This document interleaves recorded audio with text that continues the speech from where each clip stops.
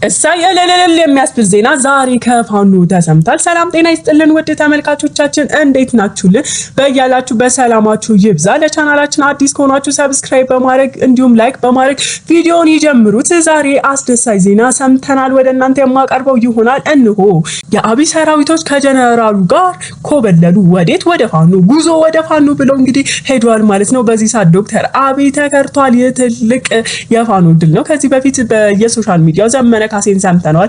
እኛን ያላችሁ በራችን ክፍት ነው፣ መሳሪያችሁን እየሰጣችሁን መግባትና መሰልጠን እንዲሁም ከምትችሉት ሐሳብና ውጊያ ስልት እያስተማራችሁ ማሰልጠንም ጭምር እፈቅድላችኋለሁ። ኢትዮጵያዊነት ተሰምታችሁ አንድነት ተሰምታችሁ ክዳችሁ ከመጣችሁ እጃችሁን ከሰጣችሁ በደስታ እንቀበላለን፣ በራችን ክፍት ነው ብለው ተናግሯል ማለት ነው። በዚህ የተነሳ እንግዲህ የአብይ ሰራዊት ከጀነራሉ ጋር 1000 ወታደሮችን ይዞ ወደ ፋኖ ኮብልሏል ማለት ነው። ይህንን ሲሰሙ ጠቅላይ ሚኒስትሩ እንግዲህ በጣም ተደናግጠዋል። ምክንያቱም ውስጣቸው ራሱ አማራ የሆኑ ብዙ ወታደሮች ውስጥ ለውስጥ እየከዷቸው ወደ ፋኖ እየገቡ ይገኛሉ ማለት ነው። ይህ ደግሞ የመከላከያ ቀስ በቀስ የመንምኖ የማለቅ ሁኔታን ያሳያል ማለት ነው። ይህንንም ስለሚያውቅ ከመሄዳቸው በፊት ጠቅላይ ሚኒስትር ዶክተር አብይ አማራ የሆኑት እየተመረጡ ከስር ከስር እንዲጠፉ ወይም ደግሞ ከስር ከስር እዛው እርስ በርስ ወታደር አማሮቹን እየመረጠ እንዲያጠፋቸው ትዕዛዝ እንዳስተላለፉ ያው ፋኖ ጋር ደርሷል ማለት ነው። ይሄን የሰሙት ደግሞ አማራ የሆኑ የመከላከያ ሰራዊቶች እንዴት ለሀገራችን እስከዛሬ ባንድ ላይ ቆመን እኛው እርስ በርስ እንድንጠቃ ወይም ደግሞ ትናንት ኦሮሞ የነበረው ጓደኛዬ ተነስቶ እኔ እንዲገለኝ እንዴት እንደዚህ አይነት ውሳኔ ይሰማል ብሎ ይሄንን ጭምጭምታ መከላከያው በደረሰው ሰዓት ራሱን ሬዲ አድርጎ ወደ ፋኖ ተከልብሷል ማለት ነው። ይህ በጣም ለፋኖ አስደሳች ዜና ነው። ምክንያቱም እነዚህ ወታደሮች ትላልቅ ሚስጥርን የሚያውቁ ናቸው። ይህ ደግሞ ፋኖን ያግዘዋል ማለት ነው። እንዴት መሄድ እንዳለበት ጭምር እንግዲህ የተለያዩ ሚስጥሮችን ባወቀ ቁጥር አንድ እርምጃ ወደ አላማውና አንድ እርምጃ ወደ አዲስ አበባ ጠቅልሎ የመግባት ሁኔታን ሰፋ እያደረገለት ይመጣል ማለት ነው። ዘመነ ካሴም ገና ይመጣሉ፣ ገና ብቻን ትቀራለህ ብለዋል ማለት ነው። ያው ይሄ በጣም ደስ የሚያሰኝ ነገር ነው። የፋኖ ደጋፊዎችን በያሉበት ፍንጥዝያ ውስጥ ላይ ናቸው። አሁንም ቢሆን ንቅናቄ እየፈጠሩ ነው።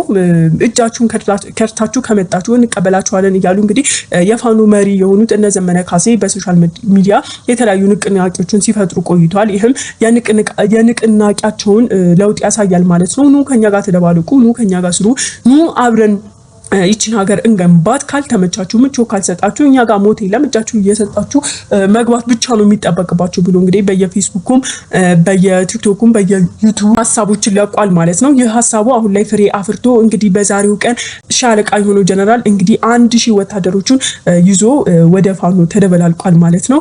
እጅግ በጣም ደስ የሚያሰኝ ነው። ውጭ ሀገር ያሉትም በነፃነት ይህን ደስታቸውን እየገለጹ ይገኛሉ። ገና ሁሉም ሰው ከፋኖ ጎን ይቆማል። የፋኖ እውነት የተገለጠለትና ከፋኖ ጎን የሚቆም ሰው ይችን ሀገር የሚያቆም ነው እያሉ እንግዲህ የተለያዩ ሰላማዊ ሰልፎችን እያደረጉ እያበረታቷቸው የመጡትን እያከበሯቸው ሌሎችንም እንዲመጡ እያነቃቁ ይገኛሉ ማለት ነው። እጅግ በጣም አስደሳች ነው። ይሄ ለፋኖ በጣም ትልቁ ድሉ ነው ማለት ነው። ለዚህኛው ለመከላከያ ደግሞ ሞር እንዲፈራ ሞር አጠገቡ ያለውንም እንዳያምን የሚያደርገው ሁኔታ እየተፈጠረ ነው ማለት ነው። መከላከያዎች ተደነጋግጠዋል። እርስ በርሳቸው መተማመን የሚያቅታቸው ደረጃ ላይ ደርሰዋል ማለት ነው። ምክንያቱም ከዚህ ከጥቂት ዓመታት በፊት ሁሉም አንድ በመሆን ሲሰሩ ሲያገለግሉ ቆይቷል። ከውስጣቸው የሚመረጥ የለም።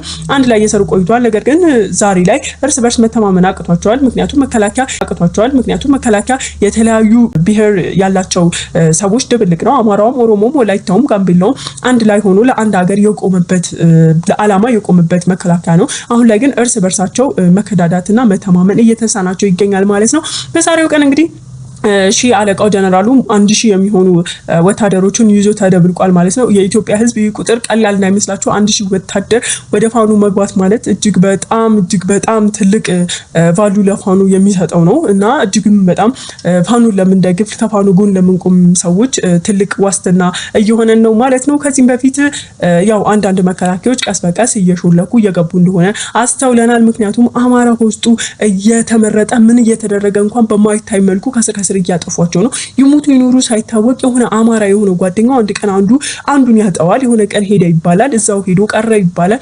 ሞተም ጠፋም ምንም መረጃ ሳይሰማ ብቻ ይሄ ውስጥ ለውስጥ እዛው ወታደር ለወታደር ራሱ አንድ አማራን ብቻ ወግነው የማጥቃት ሲስተም እየተደረገ ነው ማለት ነው። ስለዚህ ቀስ በቀስ ሁሉም ተመንጥሮ የመሄድ ሁሉም አማራ ተወላጅ ሆኖ ተመንጥሮ ወደ ፋኖ የመግባት ትልቅ ቫልዩ ይኖራል ማለት ነው። ምክንያቱም የእርስ በርስ ክህደትም ስለሆነ ጭምር ማለት ነው። በዛ ላይ ደግሞ ሌሎቹም ብሔርተኞች ብሔርቶች እንግዲህ ሁኔታውን ያያሉ። ነገም እኛው ላይ የሚፈጠር ነው እያሉ እንግዲህ ያው ሁኔታውን እያዩት እርስ በርስ መከዳዳት ከመጣ ነገ የኔ ክልል የሆነ ነገር ቢሆን እኔም ልገደል ነው፣ ስለዚህ መቆም ያለብኝ ከፋኖ ነው እያሉ ቀስ በቀስ እየሾለኩ መውጣታቸው የማይቀር ነው። የፋኖ ደጋፊ አባላትም ንቅናቄያቸውን በቋሚነት እንግዲህ እስከዛሬ እየቀጠሉ ነው።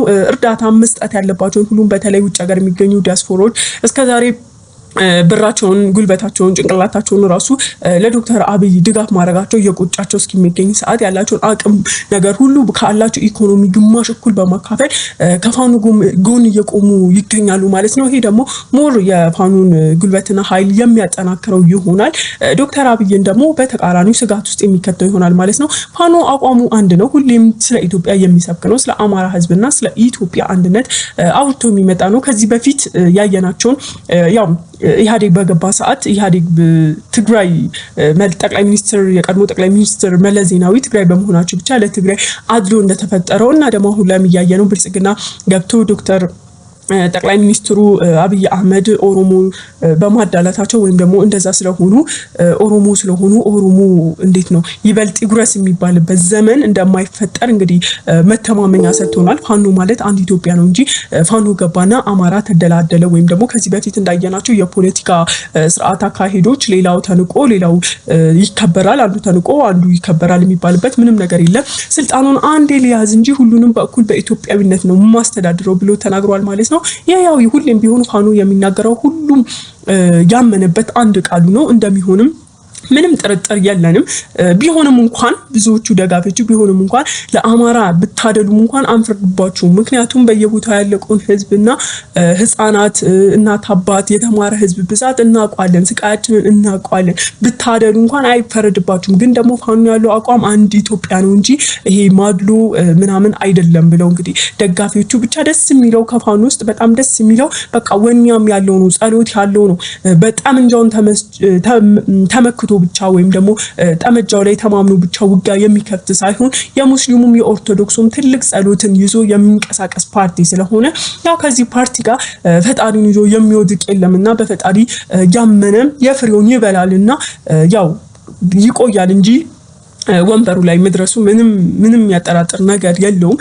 እኛም እንግዲህ ሁሌ እንደምንለው ድል ይቅናችሁ፣ ሁሌም ከእናንተ ጋር ይሁን፣ በያላችሁበት ይጠብቃችሁ እያልን ፈጣሪ ኢትዮጵያና ሕዝቦቿን ይባርክ። የዕለቱን ዜና ጨርሰናል።